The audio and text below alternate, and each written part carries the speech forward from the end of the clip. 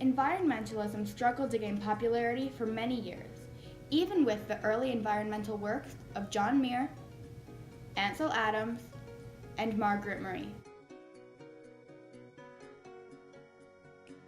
Environmentalism was brought to realization in the 1960s, but gained most of its popularity in the 1970s when the EPA, or Environmental Protection Agency, was created. Environmentalism is the movement that wants to help protect our environment through changing harmful activities. Environmentalism struggled to gain popularity for a long time, but mostly during the time of industrialization because the new factories were taking over everyone's attention. Factories were polluting the air, water, and the land, which meant that this was an important time for environmentalism to rise. The environmental movement was believed to start with the publishing of Silent Spring in 1962. The 60s were where a lot of growth happened for the environmental movement.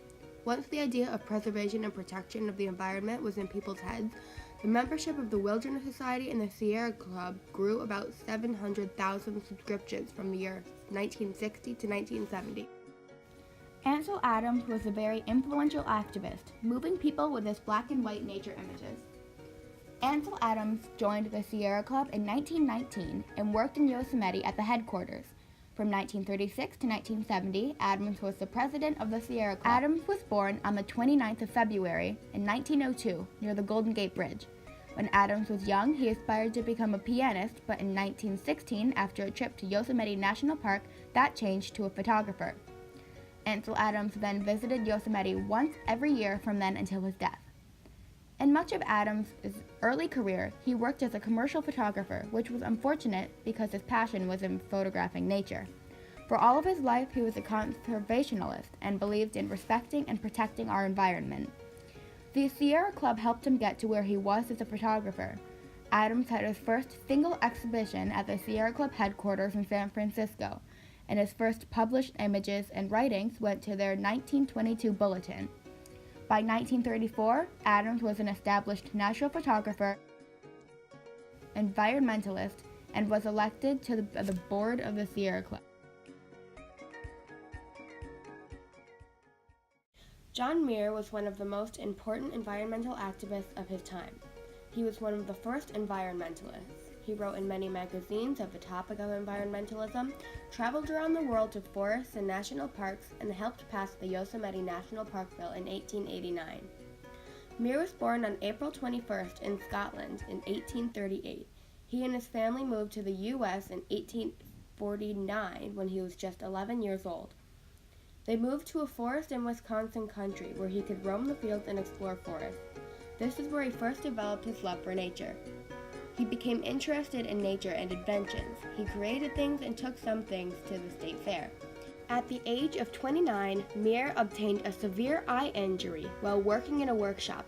After that, he decided to retire from working in industrial places and focus on his true passion, nature, which brought him to environmentalism and activism.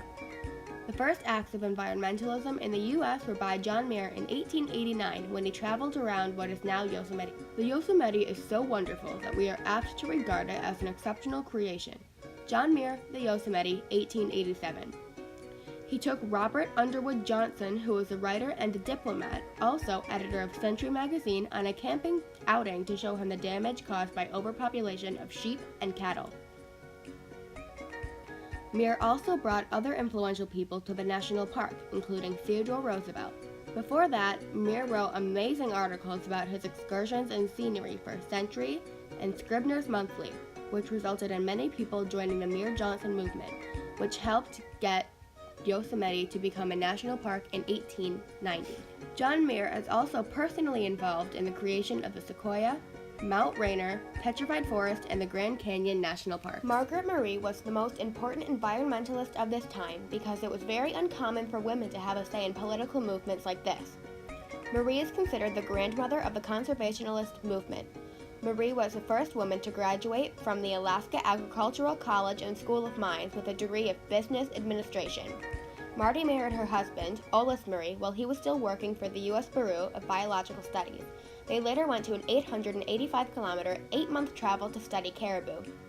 In 1945, Ollis was made part-time director of the Wilderness Society, which was when Marty became very present in conservationist efforts. Together, they gave talks and wrote articles about the wildlife and forests that needed to be conserved and protected. In 1960, they pushed the Congress on behalf of the Wilderness Act to help expand their campaign. After Olis's death in 1963, Marty was invited to the White House to see the signing of the Wilderness Act, which said that it would prevent development on certain lands throughout the nation. Marty was born on the 18th of August in 1902 near Seattle, Washington. As a girl, she and her family moved from Seattle to Fairbanks, Alaska. In 1924, she graduated from college. The same year, she married Olis Murie. They moved together to Jackson Hole, Wyoming.